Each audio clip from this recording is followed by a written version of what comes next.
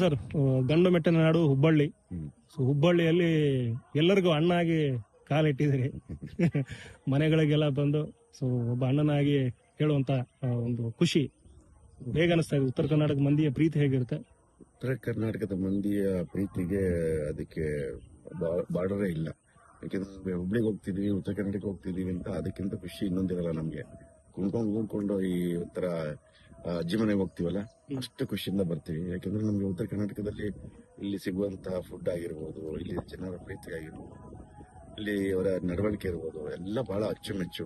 ಯಾಕಂದ್ರೆ ನಾವು ಅಲ್ಲಿಂದ ಇಲ್ಲಿಗೆ ಬಂದಾಗ ಅವರು ನಮ್ಮ ಮೇಲೆ ತೋರಿಸುವಂತ ಪ್ರೀತಿಗೆ ಬೆಲೆನೇ ಕಟ್ಟಕ್ಕಿಲ್ಲ, ಅಷ್ಟು ಪ್ರೀತಿ ತೋರಿಸ್ತಾರೆ. ಆಮೇಲೆ ಇಲ್ಲೊಂದು ದೈವಿಕ ವಾತಾವರಣ. ಹುಬ್ಬಳ್ಳಿ ಈ ಕಡೆ ಎಲ್ಲ ಬಂದ್ರೆ ತುಂಬಾ ದೈವಿಕ ವಾತಾವರಣ.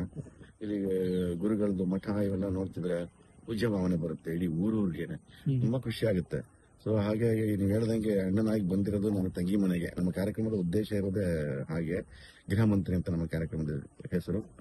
ನಾವು ಕಾರ್ಯಕ್ರಮದ ಉದ್ದೇಶ ಏನಂತಂದ್ರೆ, ಪ್ರತಿಯೊಂದು ಕರ್ನಾಟಕದ ಹೆಣ್ಮಕ್ಳ ಮನೆಗೆ ಹೋಗಿ, ನಾನು ಅಣ್ಣನಾಗಿ ಹೋಗಿ ಅವ್ರನ್ನ ಚೆನ್ನಾಗಿ ಮಾತಾಡಿಸಿ, ಆಟ ಆಡಿಸಿ, ಅವ್ರಿಗೆ ಬಹುಮಾನ ಎಲ್ಲ ಕೊಟ್ಟು, ಕೊನೆಗೆ ಒಂದು ತವರು ಮನೆಯಿಂದ ಬಾಗಿನ ತಂದಿದ್ದೀನಿ, ತಗೋವಾ ನಿನ್ಗೋಸ್ಕರ ಬಂದಿದ್ದೀನಿ ಅಂತ ಹೇಳಿ ಅವರ ಕುಟುಂಬಕ್ಕೆ ಒಂದು ಆಶೀರ್ವಾದ ಹಾರೈಕೆ ಮಾಡಿ, 100 ವರ್ಷ ನಿಮ್ಮ ಕುಟುಂಬ ಚೆನ್ನಾಗಿರ್ಲಿ, ನಿಮ್ಮ ಮಕ್ಕಳ ಜೊತೆ ನೀವು ಸಂತೋಷದಿಂದ ಬಾಳಿ ಬದುಕಿ ಅಂತ ಹೇಳಿ ಬರುವಂತ ಕಾರ್ಯಕ್ರಮ.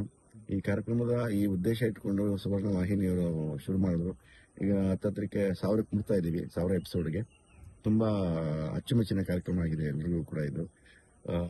ತುಂಬಾ ಖುಷಿಯಾದ ವಿಚಾರ ಏನಂತಂದ್ರೆ, ಈಗ ಈ ಕಾರ್ಯಕ್ರಮವನ್ನ ನಮ್ಮ ಸೃಜನ್ ಲೋಕೇಶ್ ಪ್ರೊಡಕ್ಷನ್ ಅವರು ನಡೆಸ್ತಾ ಇದ್ದಾರೆ. ನಮ್ಮ ಸೃಜನನೇ ಇದಕ್ಕೆ ಪ್ರೊಡ್ಯೂಸರು. ಅದು ಇನ್ನೊಂದು ಖುಷಿಯಾದಂತ ವಿಚಾರ.